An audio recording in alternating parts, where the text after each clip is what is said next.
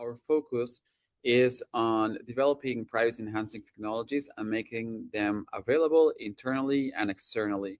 The reason why we focus on that is because we start from this security paradigm where people in security have this notion that only experts should be developing security mechanisms for wide use. And the reason for that is because there are many landmines when you're developing security mechanisms in the same way that happens with privacy enhancing technologies. So our reason for existence is to try to bring together a set of experts from academia, from computer science, to develop some of these solutions that can be widely used both internally and externally at Google.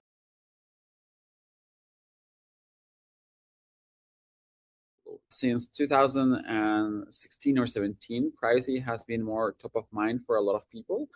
And one of the biggest challenges with privacy is that I guess there are two ways of addressing privacy. The first one is through these heuristic/policy privacy, or through mathematical means. The first one, I think, is necessary because it addresses a lot of the concerns that people have. But I think it's also very contextual with regards to the moment of time in which we live. And it doesn't really address future uses of the technology and protecting privacy in a meaningful way. Whereas privacy enhancing technologies, a lot of them are based on math, and they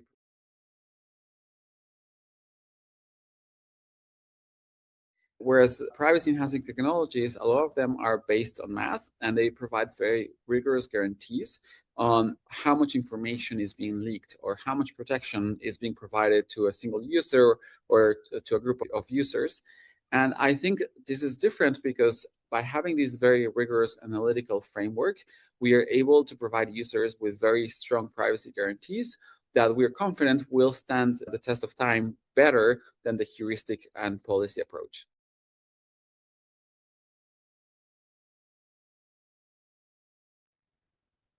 The biggest problems I would try to address is how to use sensitive or potentially sensitive data in a way that respects user privacy, but also provides societal value. I think the prime example of that was when we worked on the mobility reports in 2020 during COVID. There was clear societal benefit because policymakers were trying to understand how were people moving during these harsh times.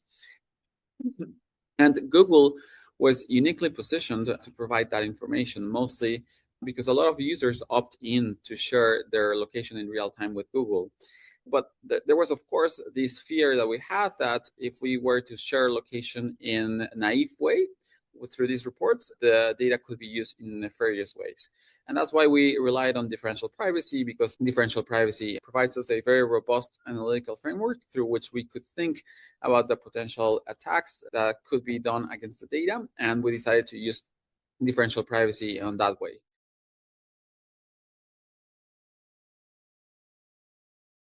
Differential privacy prevents the leakage of information or quantifies the leakage of information. For instance, in a very basic example, you can imagine that if you have a zip code, the entire zip code, there's perfect amount of information as to what area of the world you live. But let's say if you remove the first 3 digits of the zip code, then there's less information. And that's a way to limit information leakage. Differential privacy uses a mechanism known as adding uncertainty or randomness or noise, whatever you want to call it, into the data, so that it makes it harder for someone who is looking at the data to actually figure out what in the data is true and what it's not true.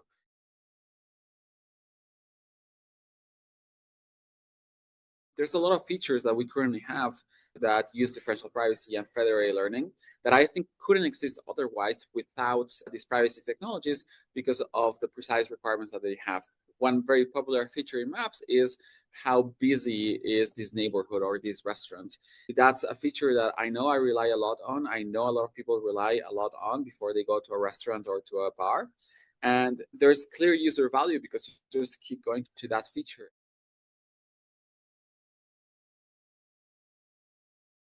The best way of thinking about pets for someone who's trying to use them is to think about things that couldn't be done otherwise without these privacy enhancing technologies.